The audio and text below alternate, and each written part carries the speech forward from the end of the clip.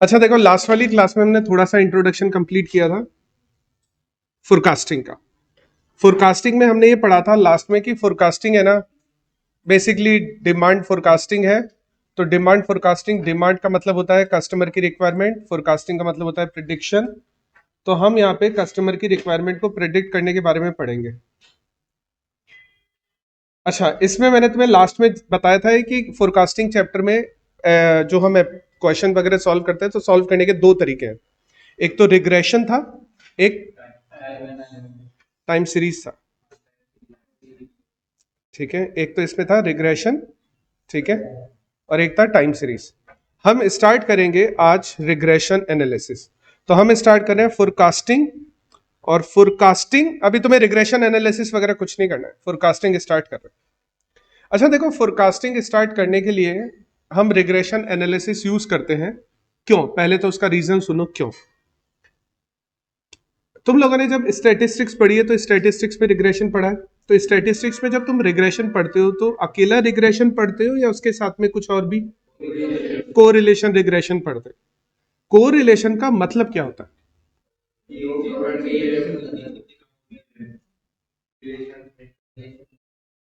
को का मतलब ऐसे कंबाइंड ये आ जाता है दो चीजों के बीच में, लेकिन दो से ज्यादा के लिए भी हो सकता है। ठीक है, सो बेसिकली हम जब कोरिलेशन पढ़ते हैं ना, तो कोरिलेशन हमारी हेल्प करता है दो या दो से ज्यादा सीरीज के बीच में रिलेशन फाइंड आउट करने के लिए।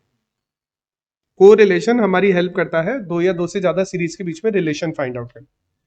जब तुम लोग कोरिलेशन पढ़ते हो तो तुम्हें पता है क्या कोरिलेशन कितने टाइप का होता है? दो टाइप का। कोरिलेशन की वैल्यू +1 से -1 के बीच में, तो पॉजिटिव या नेगेटिव। ठीक है, तो कोरिलेशन हमारा दो टाइप का होता है। ठीक है, पॉजिटिव या नेगेटिव। अच्छा, कोरिलेशन दो तरह का है, पॉजिटिव नेगेटिव। पॉजिटिव कोरिलेशन का मतलब बता सकते हो तो मेरे को? पॉजिटिव कोरिलेशन का मतलब क्या होता है? एक इंक्रीज होगी तो दूसरी भी इंक्रीज होगी, और एक अगर डिक्रीज हो रही है तो दूसरी भी। तो मतलब बेसिकली ये है कि पॉजिटिव कोरिलेशन में जो सीरीज होती है वो सेम डायरेक्शन में मूव करती है। ठीक है, सिंपली अगर मैं तुम्हें एक एग्जांपल से समझाऊं तो मान लो हमारे पास एक्स और वाई दो सीरीज है। तो एक्स की वैल्यू अगर इंक्रीज होगी ना, तो उसकी वजह से वाई की वैल्यू भी इंक्रीज होगी। हाँ, हाँ ठीक है, प्राइस और डिमांड। प्राइस और सप्लाई नहीं, फिर इनकम और सप्लाई, है ना। तो इनकम और डिमांड, प्राइस भी डिमांड के साथ में ही कैरी करती है। तुम पढ़ते हो वो क्वांटिटी, प्राइस और क्वांटिटी डिमांडेड पढ़ते हो तुम वहां पे। लेकिन है ना, प्राइस और क्वांटिटी डिमांड के बीच में नेगेटिव रिलेशन होता है, पॉजिटिव नहीं होता है। सप्लाई, हाँ ये सप्लाई और प्राइस वाला है, सप्लाई और प्राइस में पॉजिटिव रिलेशन होता है। लेकिन मैं इतना इतना ऐसे कुछ मुश्किल एग्जांपल नहीं, बहुत आसान एग्जांपल से समझेंगे मैं इसको। अच्छा, एक्स और वाई की वैल्यू अगर सेम डायरेक्शन में चल रही है, अगर एक्स की वैल्यू इंक्रीज हो रही है और वाई की वैल्यू भी इंक्रीज हो रही है, लेकिन वाई की वैल्यू इंक्रीज होने के पीछे रीजन होना चाहिए एक्स का इंक्रीमेंट, या फिर अगर एक्स की वैल्यू डिक्रीज हो रही है वाई की वैल्यू के साथ में। तो ऐसा जब सेम डायरेक्शन में मूव करती है ना सीरीज, तो उसको हम पॉजिटिव रिलेशन की तरह ट्रीट करते हैं। अच्छा, फॉर एग्जाम्पल जैसे कि टेम्परेचर और cell of ice cream.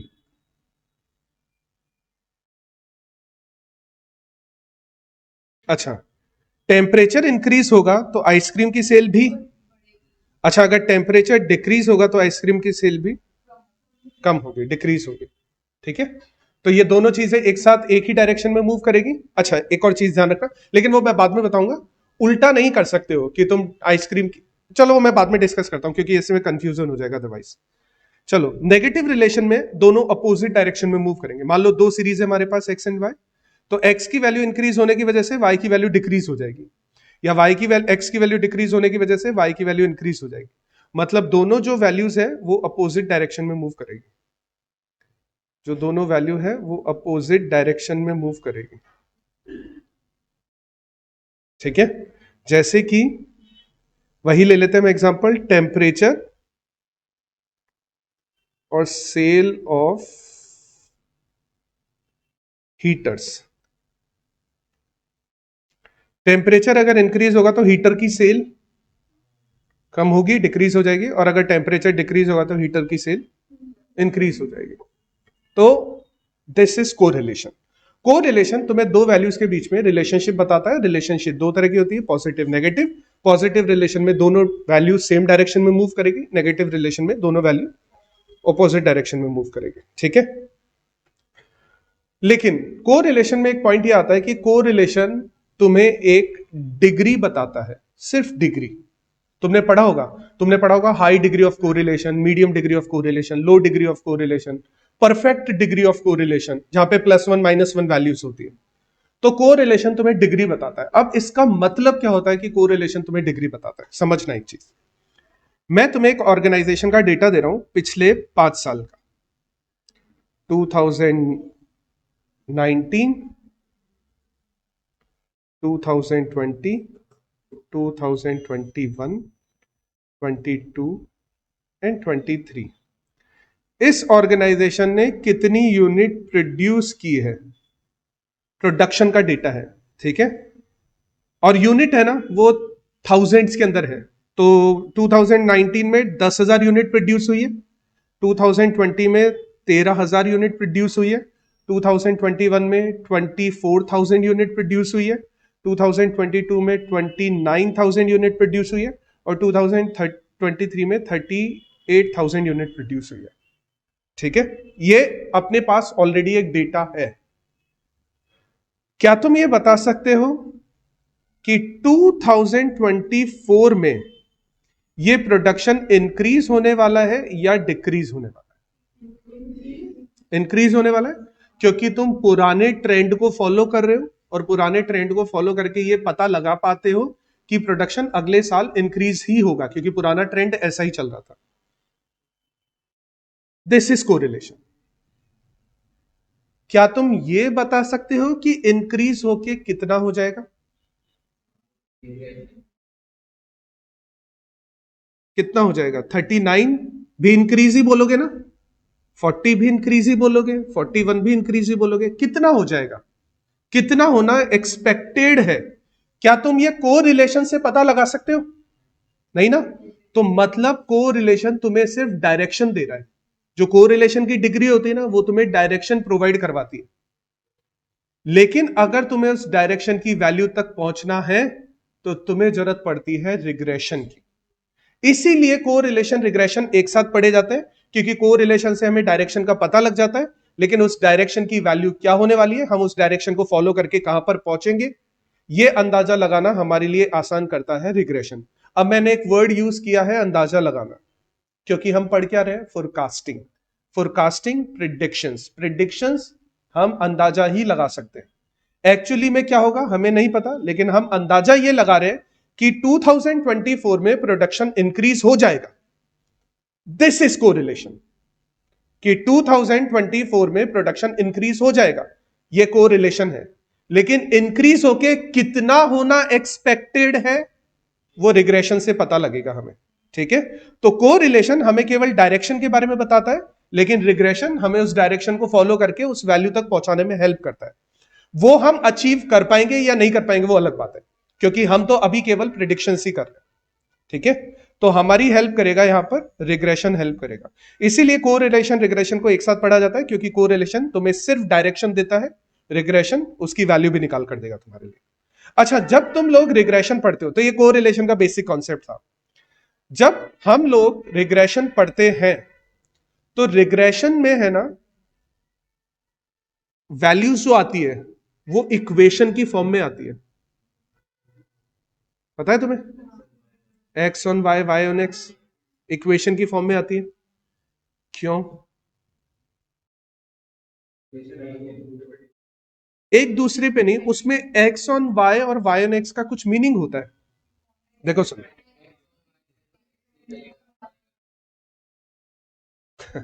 X on Y है ना, तो इसका मतलब है X is dependent on Y. तो एक वैल्यू होती है डिपेंडेंट, एक वैल्यू होती है इंडिपेंडेंट। जैसे अभी अपन ने जो क्वेश्चन देखा था, टेम्परेचर और सेल ऑफ आइसक्रीम, क्या टेम्परेचर के ऊपर नीचे होने की वजह से सेल ऑफ आइसक्रीम ऊपर नीचे होगा? क्या सेल ऑफ आइसक्रीम के ऊपर नीचे होने की वजह से टेम्परेचर भी ऊपर नीचे होगा? नहीं होगा ना। तो इसका मतलब temperature is independent variable and sale of ice cream is dependent variable. अच्छा, हम इस वजह से वहां पर X on Y, Y on X निकालते हैं ताकि हम एक वेरिएबल को सॉल्व कर सके जिसका हमें चाहिए, वैल्यू चाहिए। उस वेरिएबल को सॉल्व करने के लिए हमें किसी दूसरे वेरिएबल पर डिपेंड होना पड़ता है। इस वजह से उस कंपैरिजन को सॉल्व करने के लिए हम इक्वेशंस बनाते हैं, और उन इक्वेशंस को बनाने के लिए उनको बोला जाता है बेसिकली रिग्रेशन इक्वेशंस बोलते हैं। और उन इक्वेशंस को बनाने के लिए तुम लोगों ने दो मेथड पढ़े हैं, कार्ल पियर्सन जिसमें B X Y B Y X वाला तरीका चलता है, और एक तुमने पढ़ा है स्पीयरमैन कोरिलेशन में आता है। दूसरा बोलो, दूसरा बोलो, लीस्ट स्क्वायर मेथड।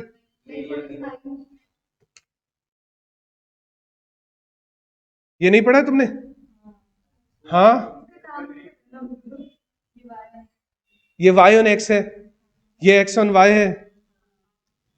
तो अभी तुम बोल रहे हो नहीं पढ़ा। इसको बोला जाता है बिना नाम के, कि बोला ऐसे ही मेथड है, बोला इस मेथड का नाम क्या है, बिना नाम का मेथड है ये। ऐसा नहीं है, लीस्ट स्क्वायर मेथड। अरे कोई बात नहीं, लीस्ट स्क्वायर मेथड बोलते हैं इसको, लीस्ट स्क्वायर मेथड, इसको लीस्ट स्क्वायर मेथड बोलते हैं। हम है ना रिग्रेशन एनालिसिस स्टार्ट करेंगे इस चैप्टर में। और रिग्रेशन एनालिसिस में मैंने तुम्हें बताया रिग्रेशन एनालिसिस करने के दो तरीके होते हैं, कार्ल पियर्सन और लीस्ट स्क्वायर। कार्ल पियर्सन एक अच्छा तरीका है, लेकिन कार्ल पियर्सन के साथ एक प्रॉब्लम है, वो लेंदी हो जाता है, क्योंकि उसमें बी एक्स वाई के निकालने के लिए N into sigma D X D Y minus sigma D X into sigma D Y upon N into sigma D Y square minus sigma D Y का होल स्क्वायर। फिर B Y X निकालने के लिए formula use करते हो, ऐसा ही formula लगाते हो ना, को रिलेशन वाला ही फॉर्मूला तो लगता है यहाँ पे, मिलता जुलता ही फॉर्मूला। तो इतना बड़ा होने की वजह से वो लेंदी हो जाता है, ठीक है। इसीलिए हम, वैसे तो मेरे को अगर तुम बोलोगे ना, मैं तो कार्ल पियर्सन से भी पढ़ा दूंगा तुम्हें, लेकिन हम चला के नहीं करते कार्ल पियर्सन, क्योंकि कार्ल पियर्सन एक लेंदी तरीका है क्वेश्चन को सॉल्व करने का। हम फॉलो करते हैं रिग्रेशन एनालिसिस का least square method, least square method use करते हैं। अच्छा, लीस्ट स्क्वायर मेथड में जब हम, अच्छा वही चीज है, हम रिग्रेशन पढ़ते हैं तो बेसिकली, वैसे तो है ना तुम लोगों ने पढ़ा नहीं है, फाइनल में पढ़ोगे तुम लोग। कोरिलेशन रिग्रेशन जरूरी नहीं है दो सीरीज के बीच में हो, तीन के बीच में भी हो सकता है, चार के बीच में भी हो सकता है, ठीक है। लेकिन हम लोग अभी तक कितना पढ़ रहे हैं, एक्स और वाई, ठीक है। हम यहां पर भी उतना ही पढ़ेंगे इंटर में, एक्स और वाई के बीच में रिलेशनशिप, उससे ऊपर नहीं जाएंगे। तो लीस्ट स्क्वायर मेथड जब सॉल्व करते हैं, तो लीस्ट स्क्वायर मेथड सॉल्व करने पर दो इक्वेशंस बनती है, एक होती है एक्स ऑन वाई, एक होती है, अच्छा एक्स ऑन वाई का full form, X is dependent on Y,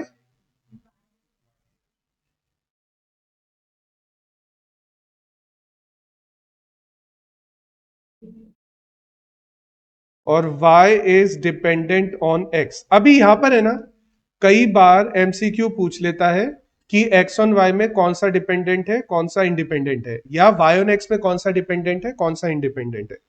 so x on y में x इज डिपेंडेंट लिख रहा है ना, तो x is dependent variable, y is independent variable.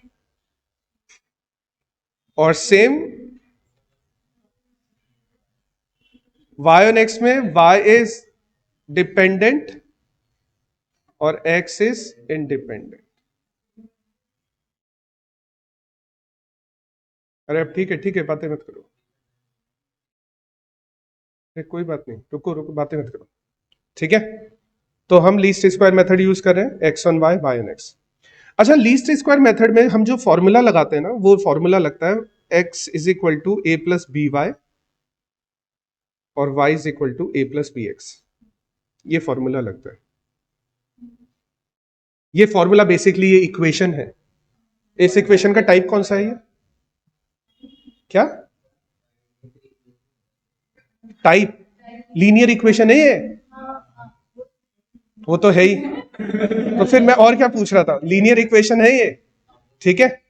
इसीलिए है ना, इसीलिए अगर तुमने ध्यान दिया हो, तुम लोग जो रिग्रेशन पढ़कर आए हो ना, उसका नाम होता है लीनियर रिग्रेशन।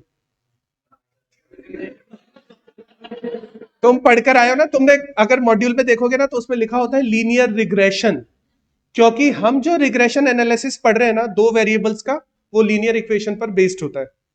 इसीलिए जो लीस्ट स्क्वायर मेथड है ना, ये जो लीस्ट स्क्वायर मेथड है, इसका एक और नाम भी होता है लीनियर रिग्रेशन मेथड भी बोलते हैं इसको। ठीक है, क्योंकि एग्जाम में जब क्वेश्चन देगा ना तो वो ऐसा नहीं लिखेगा कि लीस्ट स्क्वायर मेथड से सॉल्व करो, लीनियर रिग्रेशन मेथड, वो अलग अलग नाम दे सकता है इनके, कि अलग अलग नाम के मेथड है, इनसे सॉल्व करो। चलो आगे एक और बात सुनो। चार नाम है, हाँ बता रहा हूं एक साथ बता रहा हूं, रुको, स्टेप बाय स्टेप। अभी मैं बोलता लीनियर रिग्रेशन मेथड भी एक साथ ही लिख लो, तुम बोलो सर क्यों लिखवा रहे हो आप, अभी मैंने बताया ना कि लीनियर रिग्रेशन आती है इसलिए इसको लीनियर मेथड बोलते हैं। अच्छा, लीनियर रिग्रेशन का कर्व जब बनाया जाता है तो वो कैसा बनता है? Straight line, straight line curve बनता है लीनियर रिग्रेशन से।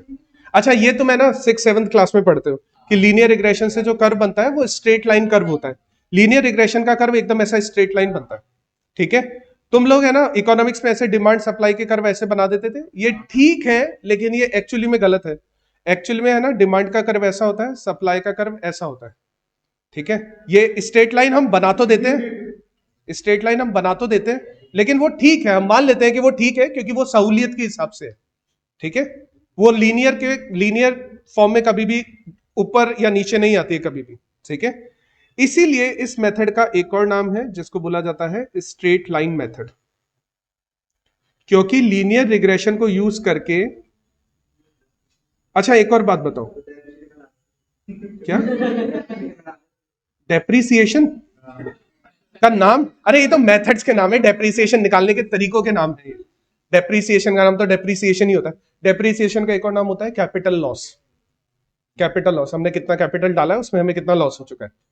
अच्छा एक और बात, बचपन में है ना तुम अभी भी पढ़ते थे, अभी भी पढ़ के आए हो, कोरिलेशन रिग्रेशन में है ना ऐसे डायग्राम बनते हैं, स्कैटर डायग्राम बोलते हैं। अच्छा, बचपन में जब तुम 9th-10th में ग्राफ बनाना स्टार्ट कर रहे थे तो तुम भी ऐसे ही डायग्राम बनाते थे, ऐसे एक पॉइंट यहाँ पे आता था, एक यहाँ पे आता था, लेकिन तुम बीच में से ऐसे सीधी लाइन निकाल देते, उसके बीच में से ऐसा निकालते थे बीच में से सीधी लाइन। उस एक तो ये होता है वो वेवी, एक तो वेव होती है, ये वेव होती है, इसको वेव कर्व बोलते हैं। कभी कभी वेव कर्व नहीं बनाते हम। अब इसमें क्या वेव बनाओगे स्कैटर डायग्राम में, बताओ मेरे को तुम। नहीं बना सकते ना, तो अगर स्कैटर डायग्राम में तुम वेव नहीं बना सकते हो ना तो ऐसे सीधी लाइन निकाल देते हो। तुम यही तो बोलते हो ये स्कैटर डायग्राम पॉजिटिव रिलेशन का है, पॉजिटिव को रिलेशन है इसके अंदर, ऐसा ही तो बोलते हो। अच्छा, स्कैटर डायग्राम में हम ऐसा नहीं कर सकते कि हम ऐसा वेवी डायग्राम सा बना दें या जिगजैग टाइप का सा बना दें, तो हम है ना उसके बीच में से एक स्ट्रेट लाइन लेकर जाते हैं। अभी मैंने उसको स्ट्रेट लाइन बोला, लेकिन उस स्ट्रेट लाइन का भी एक नाम होता है, उसको बोला जाता है लाइन ऑफ बेस्ट फिट। इस स्ट्रेट लाइन का भी एक नाम होता है, कोई बात नहीं अभी सीख रहे हो तुम।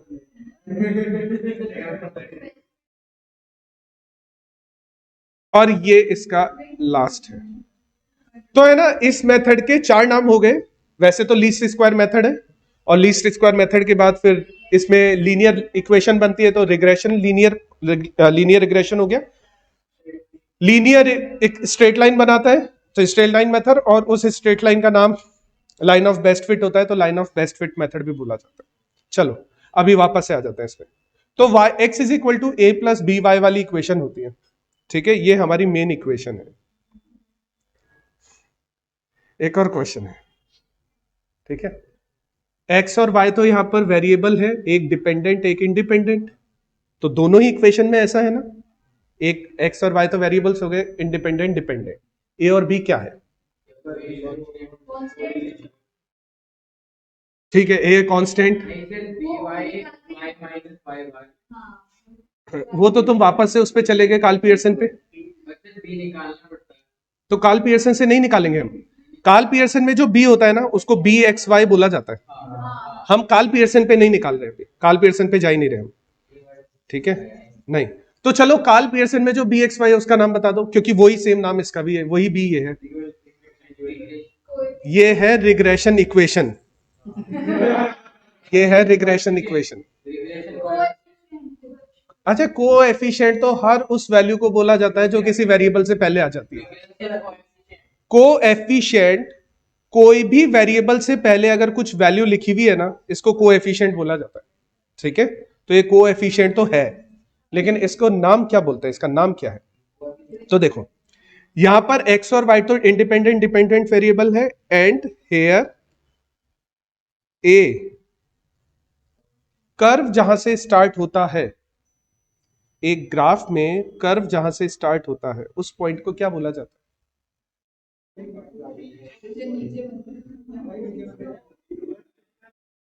कर्व जहां से स्टार्ट होता है उस पॉइंट को क्या बोला जाता है? Starting point. कर्व जहां से स्टार्ट होता है उसको स्टार्टिंग पॉइंट बोला जाता है? नहीं, starting point, curve starting point है ना। देखो सुनो,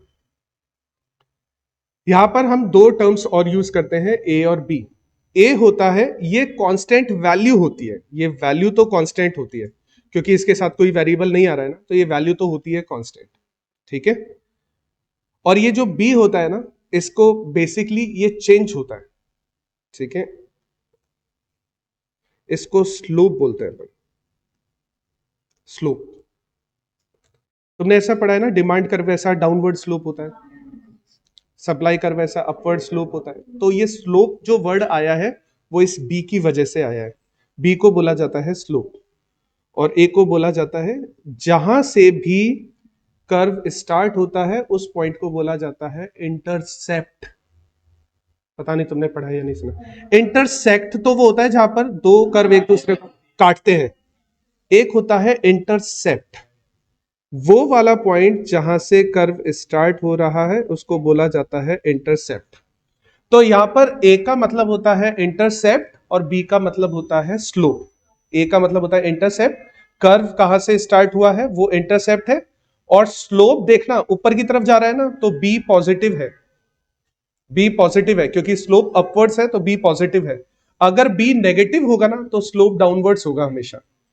ठीक है, तो यहां पर ये जो ए और बी होते हैं ना, इनकी वैल्यू निकालने के लिए दो और इक्वेशंस बनाई जाती है। ठीक है, लीस्ट स्क्वायर मेथड के अंदर ये जो ए और बी होते हैं इनकी वैल्यूज निकालने के लिए दो और इक्वेशंस बनाई जाती है। वो इक्वेशंस क्या होती है वो देख लो। तुम्हें सब कुछ एक बार तो ये लिखो, नोट डाउन करो। ऊपर वाला भी नोट डाउन करोगे क्या? मैंने को रिलेशन ही समझाया था यहाँ पे, छोड़ दो। को रिलेशन नोट डाउन करोगे? नहीं, कर लो कर लो कर लो कर लो। एक भी यस बोलेगा तो मैं तो रुकूंगा, एक भी यस बोलेगा तो मेरे को रोकना पड़ेगा। वैसे है ना, कोरिलेशन की जरूरत नहीं है तुम्हें। ठीक है, कोरिलेशन को चलो इग्नोर करो, कोरिलेशन की जरूरत नहीं है तुम्हें। रिग्रेशन एनालिसिस जो हमारे काम का है, इस चैप्टर में हम यूज करेंगे, उसको नोट डाउन करो।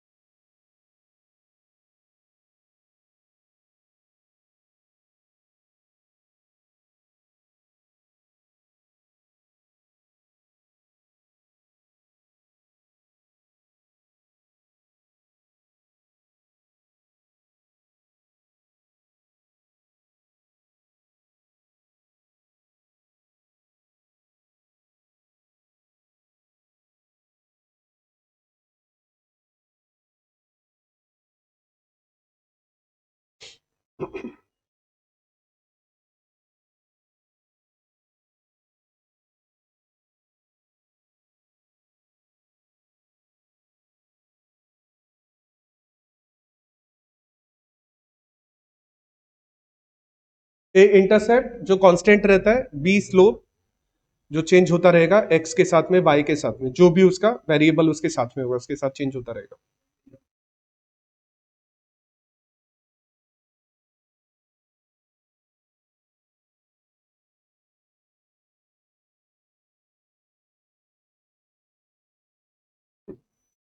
माउस का कर्सर अपने आप ही चल रहा है।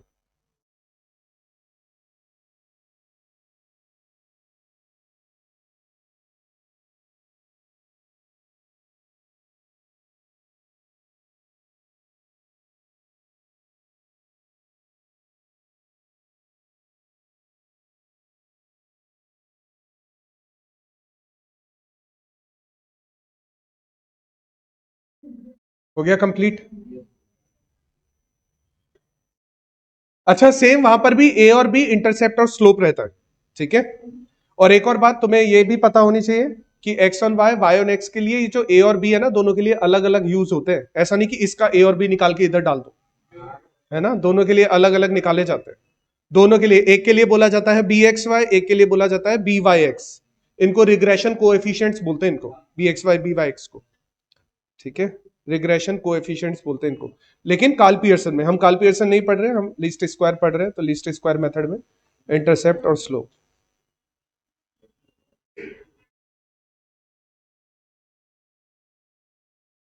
कर लिया नोट डाउन? हम है ना इस चैप्टर में वाई ऑन एक्स को ही यूज करेंगे। हम इस चैप्टर में, वैसे तो तुम उसको एक्स ऑन वाई मान के भी सॉल्व कर सकते हो, लेकिन हम इस चैप्टर में है ना वाई ऑन एक्स को ही यूज करने वाले हैं, और किसी को भी यूज नहीं करने वाले। हम केवल एक ही रिग्रेशन इक्वेशन बनाते हैं और उसी रिग्रेशन इक्वेशन पर आंसर होता है। क्यों होता है ऐसा, मैं तुम्हें रीजन बता देता हूं। क्योंकि है ना, इक्वेशन जो क्वेश्चन हमें दिया होगा ना, उसमें एक वेरिएबल ऐसा होगा जो हमेशा इंडिपेंडेंट रहेगा। जैसे इस क्वेश्चन में ईयर इंडिपेंडेंट है, प्रोडक्शन ईयर पर डिपेंड कर रहा है कि ईयर बढ़ा तो प्रोडक्शन भी बढ़ेगा, ठीक है। तो ऐसे क्वेश्चन ही आएंगे जिसमें हमारे पास में एक डिपेंडेंट होगा, एक इंडिपेंडेंट होगा। जैसे हम कोरिलेशन में जब क्वेश्चन करते थे ना, तो ऐसे क्वेश्चन होते थे, एक तरफ लिखा होता था एज ऑफ हस्बैंड, एक तरफ लिखा होता था एज ऑफ वाइफ, और फिर है ना दोनों एक दूसरे पर डिपेंडेंट हो जाते थे, उसमें X on Y, Y on X दोनों निकाल सकते थे। लेकिन अगर ऐसा लिखा हो जैसे कि आउटपुट और इनपुट, ठीक है, आउटपुट इनपुट वैसे तो है ना, सॉरी आउटपुट इनपुट नहीं, एक्सपोर्ट इंपोर्ट, एक्सपोर्ट इंपोर्ट है ना, वैसे तो इंडिपेंडेंट वेरिएबल्स होते हैं दोनों की दोनों। क्या एक्सपोर्ट पर डिपेंड करता है कि इंपोर्ट कितना होगा, या इंपोर्ट पर डिपेंड करता है एक्सपोर्ट कितना होगा? तो दोनों इंडिपेंडेंट वेरिएबल्स होते हैं। ऐसे बहुत सारे अपने पास क्वेश्चन होंगे जहां पर अपने को ये समझना पड़ेगा कि कौन सा डिपेंडेंट वेरिएबल है, कौन सा इंडिपेंडेंट वेरिएबल है। और जब हम क्वेश्चन सॉल्व करेंगे ना, तो एक ही वेरिएबल ऐसा निकलेगा जो डिपेंडेंट है और एक ही वेरिएबल ऐसा निकलेगा जो इंडिपेंडेंट। तो हमारा काम है ना केवल एक ही इक्वेशन से हो जाएगा, हमें दोनों साइड से नहीं चलना पड़ेगा। तो इसीलिए हम केवल एक ही इक्वेशन फॉलो करेंगे हमेशा, y ऑन x। अच्छा, y ऑन x की इक्वेशन होती है y is equal to a plus B X. यहां पर ये जो a और b है ना, इनको कैलकुलेट करने के लिए फॉर्मूला बनता है, इक्वेशंस बनती है। देखो इक्वेशन कैसे बनती है, वो इक्वेशन बनती है sigma y is equal to N A plus B sigma x, और एक होती है sigma x y is equal to A sigma x plus B sigma x square. ये इक्वेशंस होती है। अच्छा, हम इस इक्वेशन को यूज नहीं करने वाले, ठीक है। मैं शॉर्टकट यूज करवाऊंगा, मैं शॉर्टकट तरीका बताऊंगा, हम इन इक्वेशन को यूज नहीं करने वाले। लेकिन वो शॉर्टकट आया कहां से, उसके लिए मेरे को एक बार ये इक्वेशंस लिखनी पड़ेगी। तो हमारी इक्वेशन है ये वाली जो मैंने यहां पे लिखी है। ये दो इक्वेशन काम आएगी ए और बी की वैल्यू को निकालने में। अभी क्या करेंगे हम, हमें यह पता लगाना था ना कि 2024 में सेल कितनी इंक्रीज हो जाएगी। मैंने तुमसे पूछा था कि सेल इंक्रीज होगी या नहीं होगी, तुमने बोला इंक्रीज होगी। तो इंक्रीज होगी का मतलब कोरिलेशन के बारे में बात कर रहे हो तुम।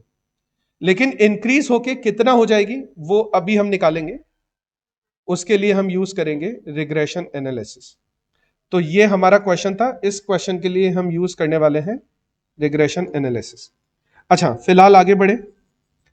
तो इन दोनों में से क्या तुम मेरे को ढूंढकर बता सकते हो कि कौन सा ईयर डिपेंडेंट है या प्रोडक्शन डिपेंडेंट है? प्रोडक्शन बढ़ेगा तो ईयर भी बढ़ जाएगा क्या?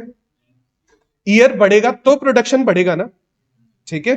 अगर मैं इससे पीछे वाले ईयर्स पर जाता जाऊं तो 2019 से पहले वाले ईयर पर जाऊं तो प्रोडक्शन कम होगा, ट्रेंड के हिसाब से अगर देखोगे तो हमारा ईयर तो है, एंड वाई ऑन एक्स में कौन सा इंडिपेंडेंट होता है? एक्स। तो ईयर तो हो जाएगा एक्स और प्रोडक्शन हो जाएगा अपना वाई, ठीक है। अच्छा, अभी अगर फॉर्मूले यहां पे इक्वेशंस देखोगे ना, इक्वेशंस, तो देखो हमें क्या करना है, एक्स का स्क्वायर करना है, उसका टोटल चाहिए। तो ये हमारा एक्स है, हम इसका स्क्वायर करेंगे और इसका टोटल कर देंगे। तुम्हारे पास कैलकुलेटर है, कर सकते हो ना, 2019 का स्क्वायर करके उसका टोटल कर सकते हो या नहीं कर सकते? मैंने तुम्हें बोला ही नहीं है कि करो, कर सकते हो ना, है ना। अच्छा, एक हमें देखो एक्स वाई का टोटल भी चाहिए, देखो यहाँ पे। तो एक्स वाई का टोटल करने के लिए क्या करोगे, इन दोनों को मल्टीप्लाई करके टोटल कर दोगे। लेकिन एक बात सोचो, क्या ये कैलकुलेशन लेंथी नहीं हो जाएगी क्या? हो जाएगी, हो जाएगी, लेंथी कैलकुलेशन हो जाएगी। इस लेंथी कैलकुलेशन से बचने का एक तरीका है, और वो हमें स्टैटिस्टिक्स वो तरीका देता है। स्टैटिस्टिक्स ये बोलता है, रुक जाओ, स्टैटिस्टिक्स ये बोलता है कि अगर आपको कैलकुलेशन लेंथी लग रही है ना, तो आप उसका डेविएशन निकालना स्टार्ट कर दो। पढ़ा है तुमने? अज्यूम्ड मीन लेकर डेविएशन निकालते हैं, तो लेंथी कैलकुलेशन थोड़ी सी आसान हो जाती है। स्टैटिस्टिक्स हमें ये अलाउ करता है ना कि हम डेविएशन निकाल के। अच्छा एक बात बताओ, सिग्मा एक्स अपॉन एन करके या सिग्मा एफ डी, यानी sigma a plus sigma D x upon n करके आंसर डिफरेंट आएंगे या सेम ही आंसर आएंगे? सेम ही आंसर आते हैं ना। तो इसका मतलब स्टैटिस्टिक्स हमें ये अलाउ करता है कि हम सीरीज को डेविएट कर सकते हैं, यानी हम सीरीज को चेंज कर सकते हैं। डेविएट का मतलब होता है चेंज करना। अच्छा, चेंज करने के लिए हमें कुछ ना कुछ माइनस प्लस करना पड़ता है। वो माइनस प्लस जो हम करते हैं ना, जो भी हम माइनस कर रहे हैं, वैसे तो ज्यादातर हम माइनस ही करते हैं, प्लस करने से कोई फायदा नहीं होता, क्योंकि फॉर्मूला फिर माइनस ए हो जाता है। तो तुम उस केस में कभी गए नहीं, तो तुम लोग डेविएट करने के लिए माइनस करते हो, तो हम भी यहां पे माइनस करेंगे। उसको बोला जाता है बेस को चेंज करना। तो स्टैटिस्टिक्स हमें अलाउ करता है सीरीज का बेस चेंज करने के लिए। तो अगर मैं यहां पर, प्रॉब्लम मेरे को किस में हो रही है? इस ईयर वाले नंबर्स में, क्योंकि ये बड़े नंबर है। प्रॉब्लम मेरे को ईयर वाले नंबर में हो रही है, ये बड़े नंबर है। अगर मैं ईयर वाले नंबर को चेंज कर दूं, और चेंज करने का तरीका है मेरे पास डेविएशन ऑफ एक्स, जिसको हम डी एक्स बोलते हैं। अगर मैं इसका डी एक्स कैलकुलेट कर लूं, तो मान लो मैं डी एक्स कैलकुलेट करता हूं एक्स माइनस अज्यूम मीन करके, और अज्यूम में कर लेता हूं 2019, तो ये हो जाएगा 0 1 2 3 4। लेकिन अभी जो कैलकुलेट होगा आगे, वो इसी के बेस पर होगा ना। आगे वो निकालते हो D x F D x, जो भी निकालते हो वो इसी के बेस पर। तो इसका मतलब हम कैलकुलेशन को आसान कर सकते हैं, ठीक है। लेकिन अभी भी एक छोटी सी प्रॉब्लम ये रहेगी। प्रॉब्लम क्या रहेगी? डेविएशन ऑफ एक्स का टोटल कितना आएगा? 6 10 10 आ रहा है, 10 आ रहा है। अच्छा, तुम और कोई अज्यूम मीन लेते हो तो भी 10 ही कोई 5 आ जाएगा, 4 आ जाएगा, माइनस में भी आ जाएगा। जैसे मान लो तुमने 2023 ले लिया, तो ये हो जाएगा -2 माइनस, ये हो जाएगा -1 -2 -3 -4, तो -10 हो जाएगा, है ना। लेकिन मेरे को इस चीज से बचना है ना, तो इस चीज से बचने का एक तरीका होता है। तरीका ये होता है कि मैं डेविएशन तो लूं, लेकिन मैं उसको एक्चुअल मीन से लूं, क्योंकि एक्चुअल मीन से डेविएशन का टोटल हमेशा 0 आता है। नहीं, एक्चुअल मीन से जब डेविएशन लिया जाता है तो उसका सम, उसका टोटल हमेशा 0 होता है। उससे फायदा क्या होगा, ध्यान से देखना।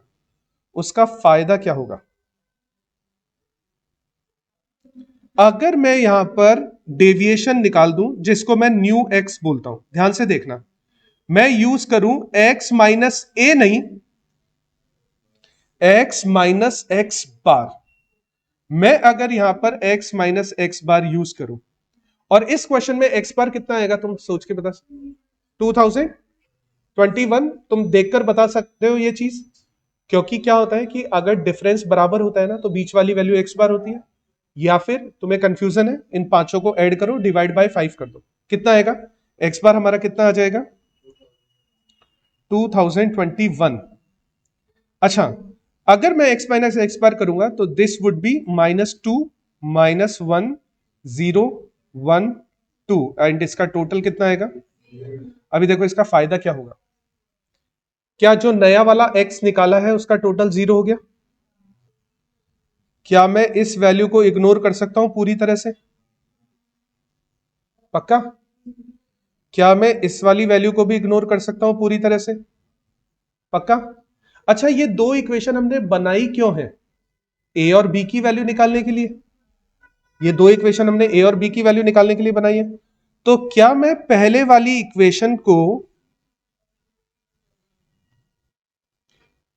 क्या मैं x माइनस एक्स बार यूज करने के बाद में x minus assume mean use करोगे तो जरूरी नहीं है 0 होगा।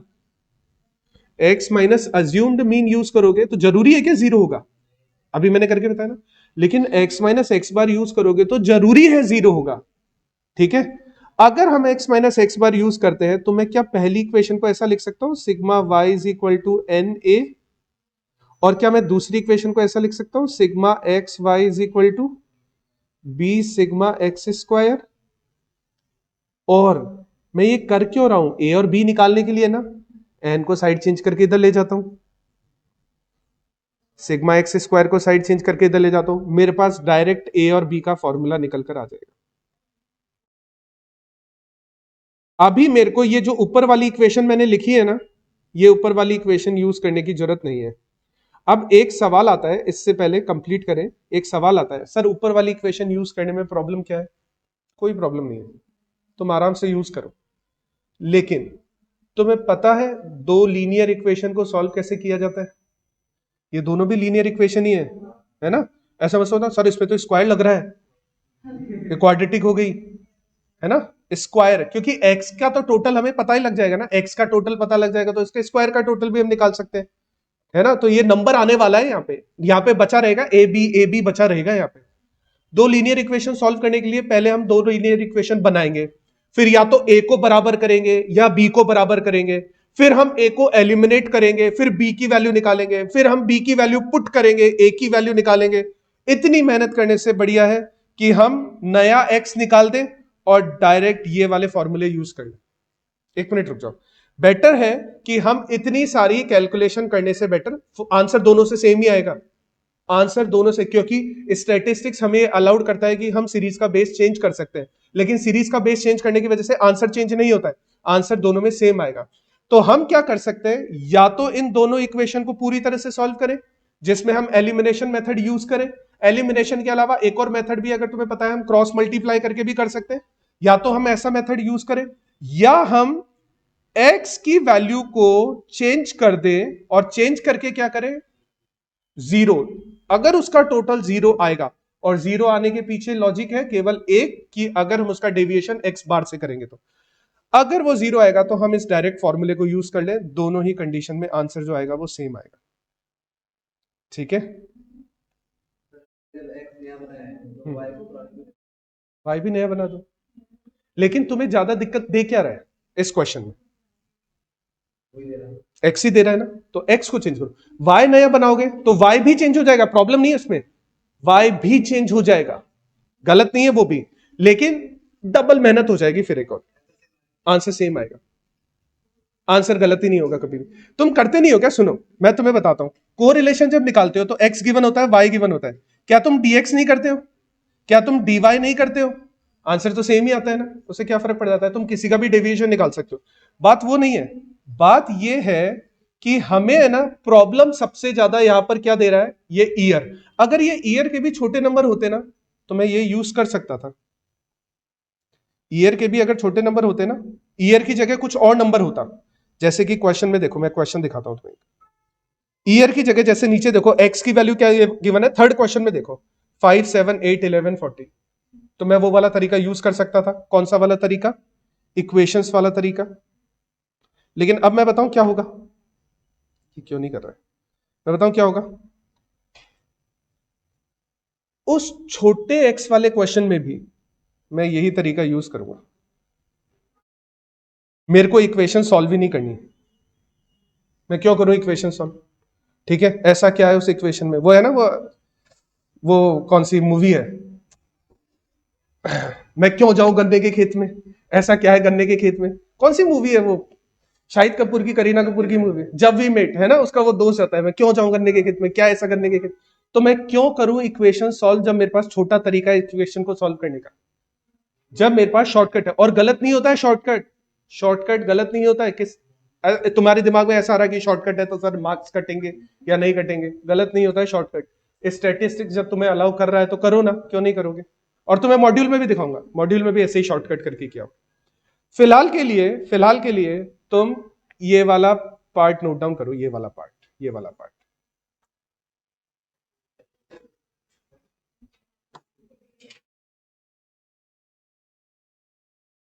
ये वाला पार्ट एक बार नोट डाउन कर लो।